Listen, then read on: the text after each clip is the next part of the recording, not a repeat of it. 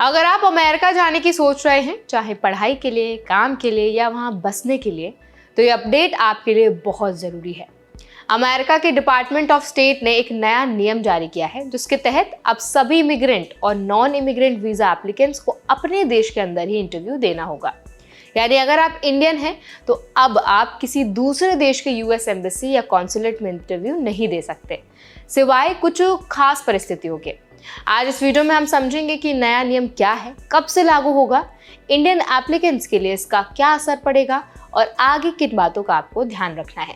तो चलिए फिर वीडियो को शुरू कर देते हैं। हाय, मेरा नाम है वर्षा दुबे और आप देख रहे हैं एनबीटी टेक एड। देखिए, सबसे पहले तो जान लेते हैं कि नया नियम कहता क्या है। तो अमेरिका के डिपार्टमेंट ऑफ स्टेट के मुताबिक अब सभी इमिग्रेंट वीजा एप्लीकेंट्स को अपने देश की नेशनैलिटी या डेजिग्नेटेड कॉन्सुलर डिस्ट्रिक्ट में ही इंटरव्यू देना होगा। ये नियम 1 नवंबर 2025 से लागू होगा।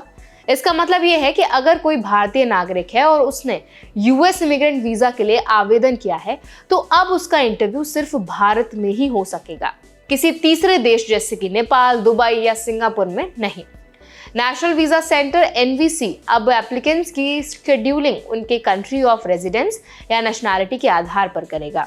अगर किसी एप्लीकेंट का देश ऐसा है जहां रूटीन वीजा ऑपरेशंस रुके हुए हैं, तो उसे अपने डेजिग्नेटेड प्रोसेसिंग पोस्ट पर ही आवेदन करना होगा। लेकिन अगर एप्लीकेंट किसी और देश का नागरिक है जहां वीजा ऑपरेशंस चालू हैं, तो वो वहीं आवेदन कर सकता है। नॉन इमिग्रेंट वीजा यानी कि स्टूडेंट वीजा, वर्क वीजा या टूरिज्म वाला वीजा, ये एप्लीकेंट्स के लिए भी सख्ती लागू हो गई है।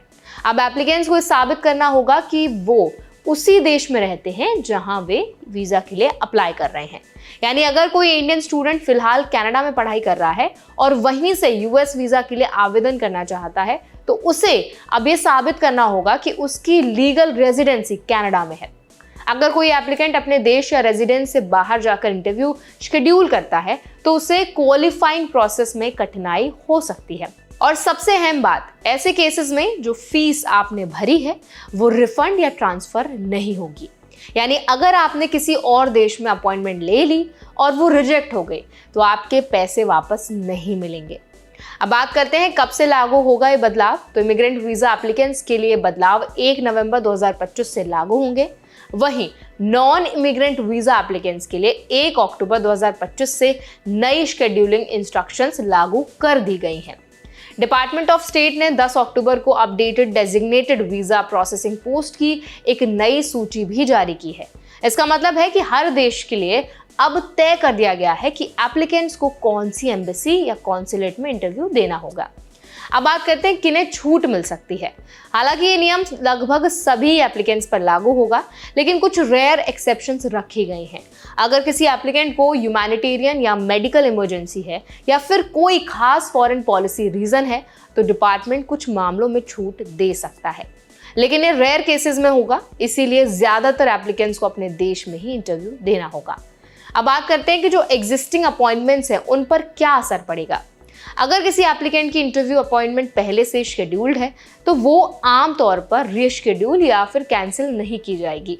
लेकिन अगर कोई व्यक्ति अपने इंटरव्यू को किसी दूसरे कॉन्सुलर डिस्ट्रिक्ट में ट्रांसफर करना चाहता है, तो उसे नेशनल वीजा सेंटर से संपर्क करना होगा, वो भी सीधा नहीं बल्कि पब्लिक इंक्वायरी फॉर्म के जरिए।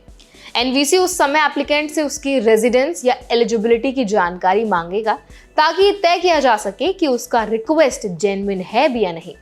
अब बात करते हैं कि इंडियंस के लिए इसका क्या मतलब है। तो देखिए, इसका जो बदलाव है वो इंडियन एप्लीकेंट्स पर भी इसका असर पड़ने वाला है।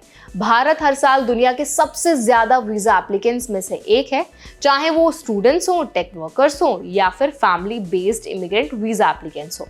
पहले बहुत से लोग नेबरिंग कंट्रीज जैसे नेपाल या दुबई से इंटरव्यू स्लॉट्स ले लेते थे, क्योंकि भारत में स्लॉट्स मिलने में कई बार महीनों लग जाते थे। अब ऐसा नहीं होगा। अब आपको अपने डेजिग्नेटेड पोस्ट यानी कि भारत में यूएस एम्बेसी दिल्ली या कॉन्सुलेट्स मुंबई, हैदराबाद, चेन्नई, कोलकाता, इनमें ही इंटरव्यू देना होगा। इससे वेटिंग टाइम बढ़ सकता है, लेकिन प्रोसेस ज्यादा सेंट्रलाइज्ड और रेगुलेटेड होगा। इंडियन स्टूडेंट्स के लिए इसका मतलब ये है कि उन्हें अपने देश में ही पूरी डॉक्यूमेंटेशन और इंटरव्यू प्रोसेस पूरा करना होगा। इसीलिए अब से आपको अपने इंटरव्यू डेट और डॉक्यूमेंट सबमिशन पर एक्स्ट्रा ध्यान देना होगा।